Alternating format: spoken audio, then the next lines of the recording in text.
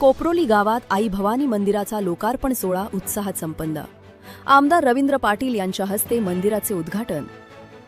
रायगडच्या पेन तालुक्यातील कोपरोली गावात ग्रामदेवता आई भवानी मातेच्या मूर्तीची प्राणप्रतिष्ठापना व नव्या मंदिराचा लोकार्पण सोहळा अत्यंत उत्साहात आणि भक्तिभावाने पार पडला। या सोहळ्याला मान्यवरांची मोठी उपस्थिती लाभली। पेन पाली सुधागडचे आमदार रवींद्र पाटील यांच्या हस्ते फीत कापून मंदिराचे लोकार्पण करण्यात आले। कार्यक्रमाच्या प्रारंभी मंदिर जीर्णोद्धार समितीचे अध्यक्ष ॲडव्होकेट विकास म्हात्रे यांनी प्रास्ताविक करताना मंदिर उभारणीसाठी खासदार सुनील तटकरे यांच्या निधीतून मिळालेल्या सहकार्याचा उल्लेख केला। तसेच मंदिरासाठी योगदान देणाऱ्या सर्व दात्यांचे आणि ग्रामस्थांचे आभार मानले।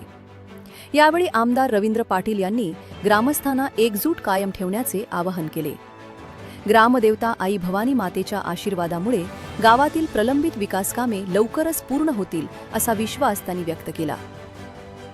सुमारे 700 वर्षांची परंपरा लाभलेल्या या आई भवानी मंदिराबद्दल ग्रामस्थांमध्ये मोठी श्रद्धा असून देवी स्वयंभू आणि जागृत मानली जाते। मंदिराच्या नूतनीकरणामुळे संपूर्ण पंचक्रोशीत आनंदाचे वातावरण निर्माण झाले आहे।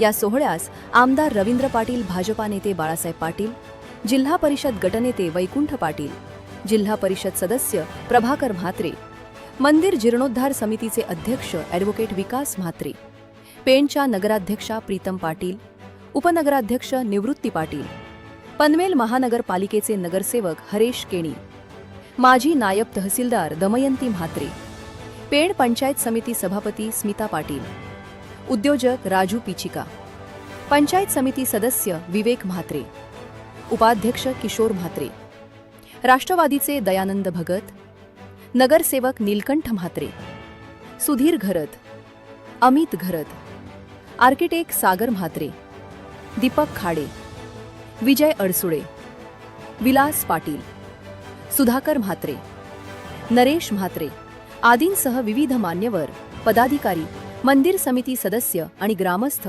मोठ्या संख्येने उपस्थित होते। धार्मिक उत्साह आणि एकात्मतेचे दर्शन घडवणारा हा कार्यक्रम कोपरोली गावासाठी विशेष ठरला। देवीच्या आशीर्वादाने आपल्याला सर्व काही होईल। गावात अंतर्गत रस्ते चांगले झाले। गाव तसा ह्या परिसरात सुंदर असं हे गाव आहे। या गावात पूर्वी एकतर्फी नांदता होती, एकतर्फी कुठं पिढीस कुठं भांडण नव्हतं, पण मधल्या काळात थोडं झालं। परंतु आता या देवीच्या नावानं पूर्ण गाव एकसंगी झाला पाहिजे, एका विचारानं राहिला पाहिजे। एक विचारानं झाला तर काय करता येतोय।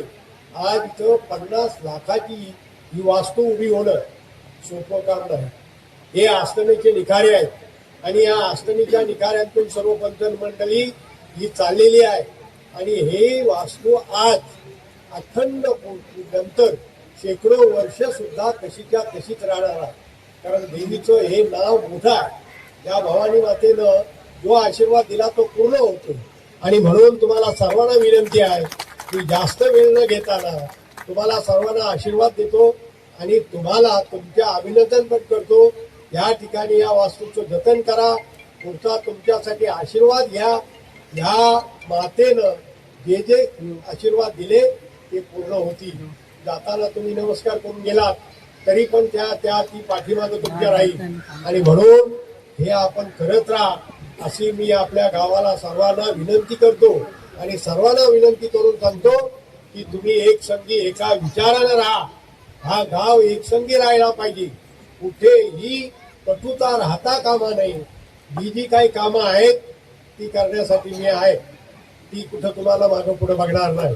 तरी सुद्धा मी तुमचा एक छोटा माणूस, छोटा एक अधिकारवाणी म्हणणारा माणूस तुमच्या समोर आहे आणि त्याचा उपयोग आपण करून घ्या एवढी या निमित्ताने सांगतो। आपण पाहत आहात शिवतेज समाचार न्यूज चॅनल।